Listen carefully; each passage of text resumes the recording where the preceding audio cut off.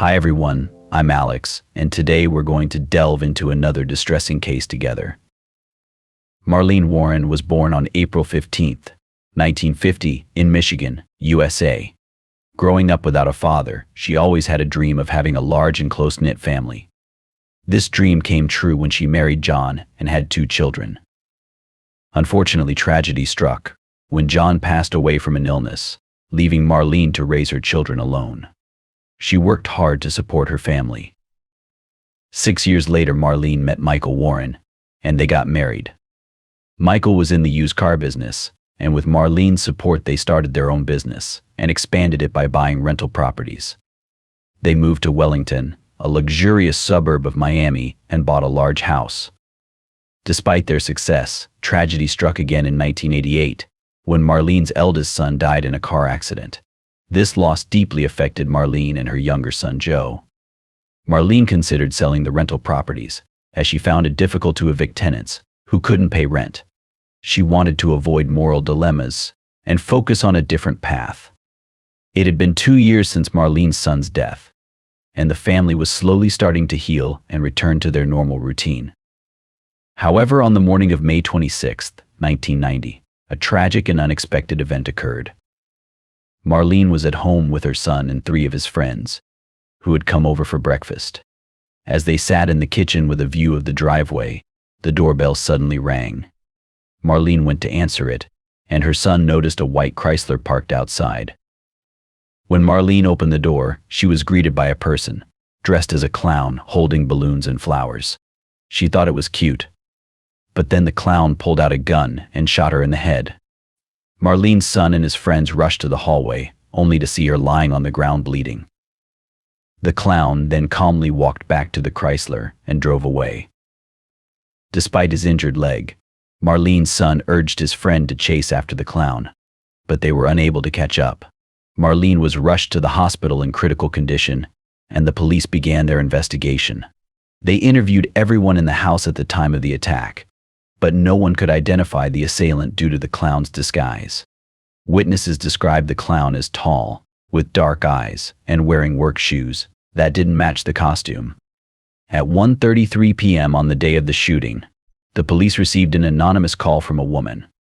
She stated that they should take a closer look at Michael Warren and his affair partner Sheila Keene. Michael had an alibi, as he was with a group of people in a car on their way to a racetrack. Sheila was suspected of having a secret relationship with Michael and did not have an alibi. She claimed she was out searching for vehicles to repossess, but could not recall which ones. If Michael was indeed involved with another woman and wanted to leave Marlene, he would face a significant financial loss in a divorce, as most of the family assets were in Marlene's name. Despite the lack of concrete evidence linking Michael and Sheila to the crime, the police still considered their involvement to be likely. Due to the disguise worn by the attacker, the police considered the possibility that Sheila could have been the clown. Witnesses were unable to confirm the gender of the assailant, and Sheila was known for her assertive personality. She dealt with clients who were behind on rental payments, often needing to repossess cars, a job in which she was firm and carried .38 caliber pistol, the same caliber used in the shooting of Marlene. After the bullet was extracted from Marlene's head, it was determined to be from .38 caliber gun, further raising suspicions about Sheila's potential role in the crime. The police went back to see Sheila Keene to check her gun, but Sheila said that her gun had been either stolen or lost months before Marlene Warren was shot, leaving the detectives with no solid leads. As they investigated further, they found out that Sheila was divorced and had moved into a rented apartment after leaving her husband. There were suspicions that Michael Warren, Marlene's husband, was paying for her accommodation. During their investigation, the police made an interesting discovery about the clown costume, balloons, and flowers used in the crime. 2 days before the attack on Marlene, a woman had gone to a costume shop near Sheila's apartment. The shop was closed, but the woman insisted on being served and bought a clown costume, wig, face makeup, and a red nose.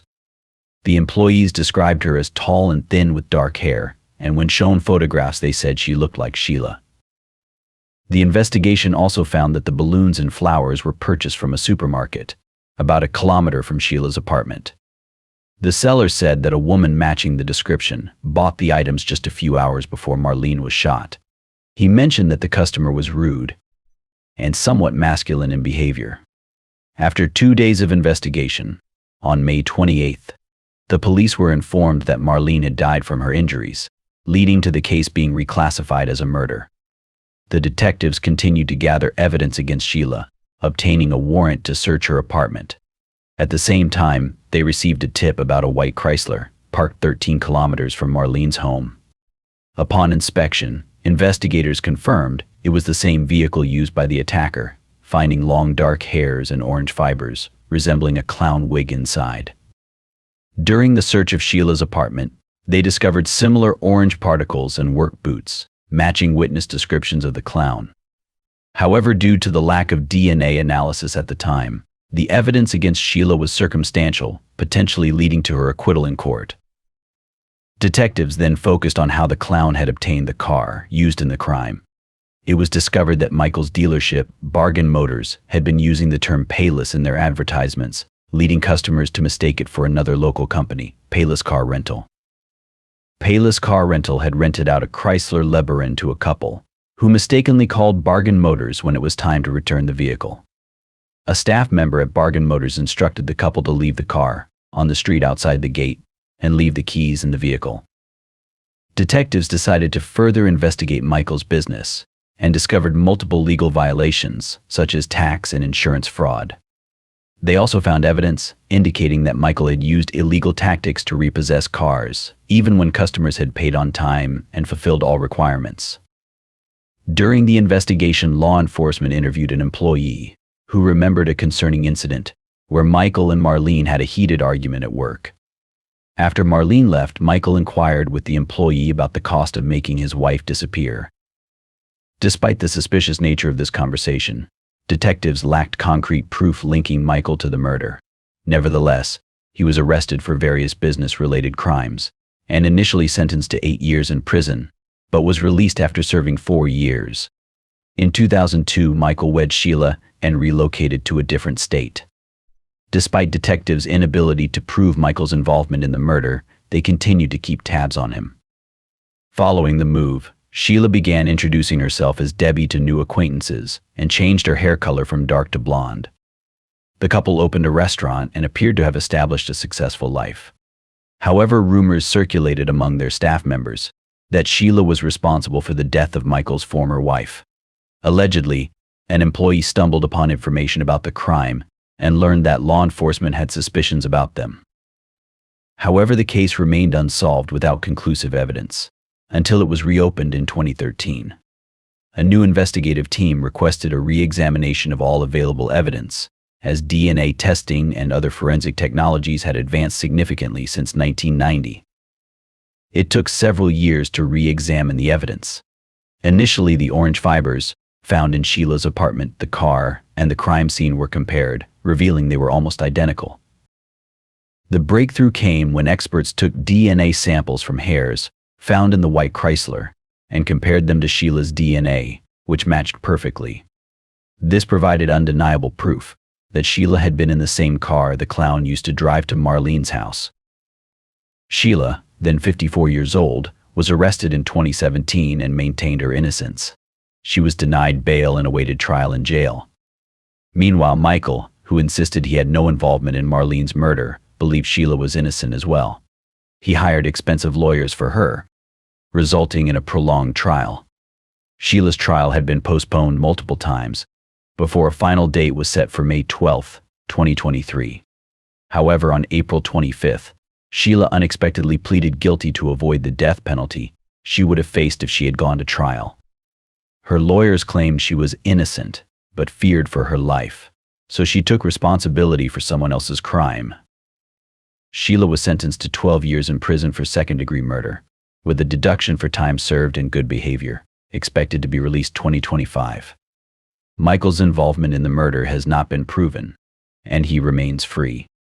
It is unlikely he will ever be charged, as there is no direct evidence against him. Thank you for watching, everyone. What do you think of today's story? Write your opinion about this case. Don't forget to subscribe to the channel and hit the bell icon to stay updated on new stories from around the world. See you soon. Take care.